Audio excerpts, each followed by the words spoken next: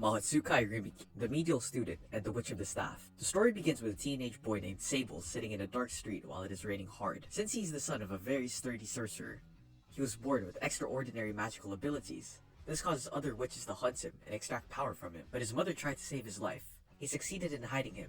Due to this harsh tragedy, Sable only knows his name and had lost all his memories. After some time, a woman comes up to him and covers him with her raincoat to shield him from the rain. She invites Sable to enroll in Weenya's Royal Academy of Magic to hone his magical abilities. 3 years later, Sable is a student at the academy with the lowest rank. He is having an awful life at the academy because he has no memories of his life before enrolling. The school head, Albus, calls Sable one day and tells him to take part in special training to hone his mystical powers. He is required to raise awareness about feasible magic in areas where witch hunts are still practiced. To accomplish his set goals, Sable embarks on a journey to the village with his youthful and lovely professor, Lou Christus. Sable and Professor Lou set out on their journey together, and when they arrive in the village, a deer beast-fallen witch named Holt, a crocodile-faced beast-fallen named Kudo, and 2 other men accompanied them. Lou splits a team of 6 into 2, with Sable and Holt on her side, and Kudo on the other, just to finish their work as soon as possible. Sadly, they're being attacked by people who still hold grudges against the witches. Kudo somehow gets separated from his team, which puts him in danger when the witch hunters kidnap him. The 2 other men inform Lou about Kudo. Lou decides to go alone to save her people. After hearing Kudo shriek, Sable and Holt decide to search for Kudo as well, because they couldn't just stand there doing nothing. Don't call me a traitor. On their way, they notice Kudo's tail, so they begin calling his name to find out where he is. Lou is currently engaged in combat with a witch hunter, but she becomes sidetracked upon hearing Holt and Sable's voices. Taking advantage of the situation, the hunter takes her down. He then quickly seizes Sable and commands Lou to give him her staff. Lou has no other choice but to give him what he desires, so she throws her staff near him. Holt then uses all of her strength to blow the hunter away with her magical spell, but the witch hunter sidesteps her attack and is about to kill her. Sable's eyes begin to glow, and he hears the staff asking him to use it. Sable ignores Lou's warning that anyone who touches her staff except her will die instantly, and grabs her staff off the ground to kill the hunter.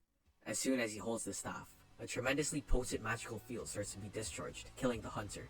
Sable opens his eyes and sees that everybody is alive apart from the hunter. Lou then explains to him that even after using the staff, he's still alive because his magical abilities are much stronger than the staff. Beyond the stream, the following day, Holt instructs Sable to use his unbridled magic power to regenerate Kudo's hand and tail, which were severed by the witch hunter. Sable is guided by Lou, and with her help, he's successful in using his magic to regenerate Kudo's body. Kudo is now traveling with Sable's group to the special training village. On their way to the training village, Lou teaches Sable, Holt, and Kudo a lot of tricks for using magic. They all have a similar story and origin. Each of them begins to develop a relationship with each other. The group eventually reaches a jungle, where a young boy named Leo unexpectedly appears in front of them. He leads them to a gigantic tree and generates a magical shield for them to hide behind. A ferocious beast that resembles a tiger suddenly breaks the barrier and tries to attack them. Lou orders them to leave, while she engages the beast on her own. The aggressive beast fawn recognizes Lou's staff and admits his defeat. Sable and his companions finally arrive at the special training village after rescuing Leo from the intimidating beast fallen.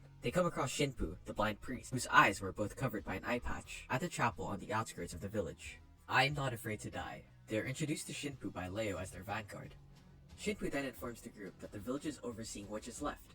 He continued by saying that for the previous 2 years, another witch had been in charge of the village. Shinpu ordered them to go back to the place they had come from. Shinpu, according to Lou, is the witch's lieutenant.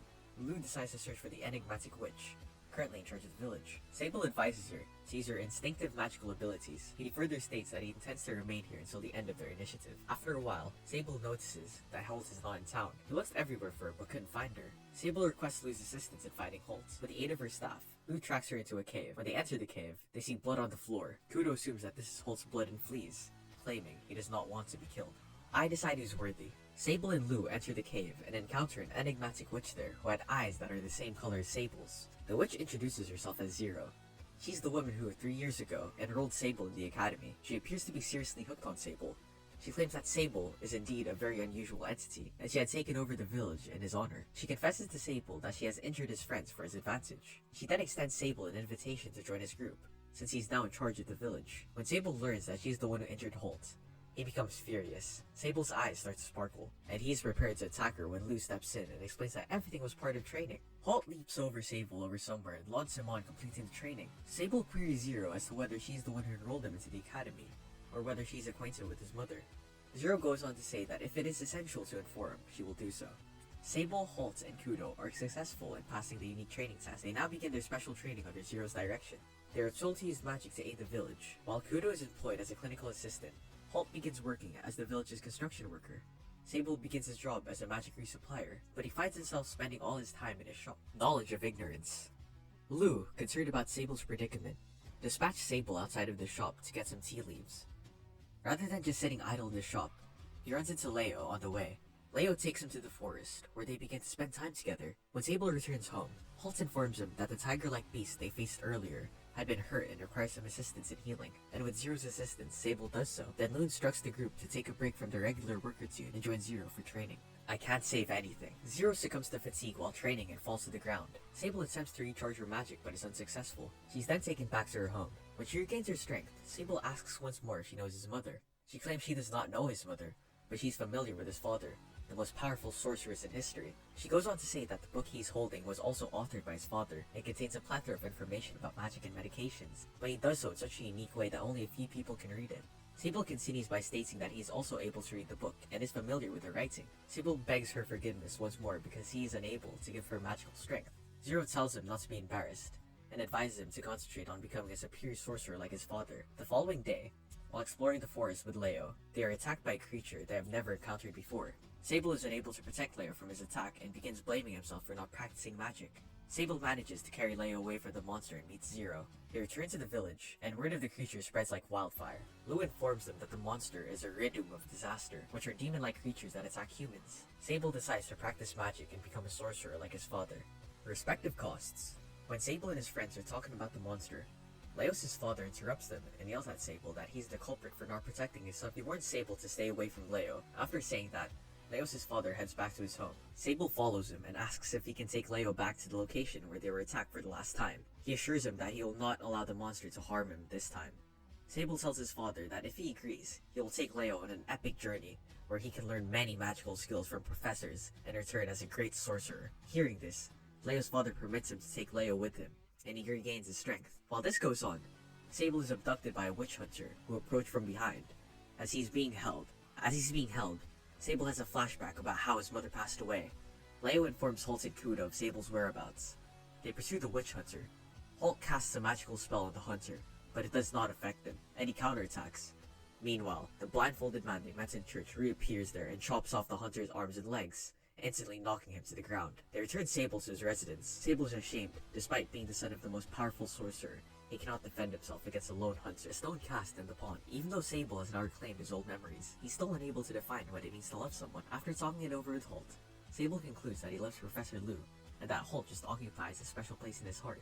Holt reaches out to touch his hand, but he quickly retracts it after recalling what happened to the witch who killed their mother when he just touched her. Sable visits Zero to learn more about his father, and to share with her what his mother's final words were before she passed away. Zero tells him about her brother and his father, the sorcerer 13. She informs him that 13 is a rationalist, and that he's the prototype in many ways. He continues by saying that his father sacrificed numerous lives during battles, which is why he's remembered as the most powerful, but violent sorcerer. Zero reassures him that he is not evil-minded like he was, and offers to guide him on how to handle magical powers. After a few days, the anti-witch faction of the church sends a boy named Katie into the witch's village. Kudo and the others are keeping a close eye on Katie. He has been persuaded that witches and beastfall are evil, but after savoring Lily's delectable fare and enjoying the calm days in the town, his stubborn heart is beginning to soften. Snack time. Sable and Lou are experimenting with magical potions. Using his father's book as a guide, Sable pitches his feelings for Lou in a forthright way that overpowers Lou. He reveals to Lou that he's in love with her and chooses to marry her. Sadly, the tranquil days come to an end as the anti-witch faction is about to turn the witch village into a battlefield,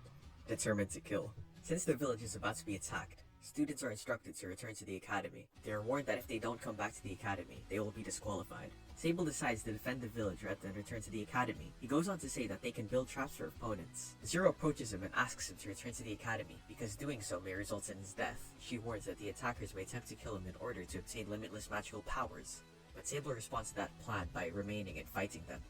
The following day, Shinpu arrives in the village and advises the village to depart and seek refuge somewhere else because the enemy this time is much more numerous and violent. The beginning of the adventure. A few days later, 10,000 soldiers from the anti-witch faction moved toward the village to infiltrate. The traps that Sable and the others created were effective in driving away a large portion of the enemy. Unexpectedly, a mercenary army of beast-fallen soldiers successfully avoid the traps and move on towards the village. For the sake of defending the village, Sable, Holt, and Kudo are ready to engage the enemy. In a face-to-face battle with the beast, Sable uses his eye technique. His eyes begin to glow, and ends up killing the beast effortlessly by simply touching it. Although there are many beasts fallen, the battle is over in a matter of seconds when Zero uses all of her strength to cast a magical spell that eliminates all of the beasts. After that, Sable meets Zero to return the book and expresses her gratitude for her guidance. But Sable refuses, claiming that the book belongs to her. Then he reassures her that the phrase "to my brother," which is written at the end, must be for her from her brother. He continues by saying if she changes the value of 13 to 0, the distribution on every page will change and she'll be able to read it.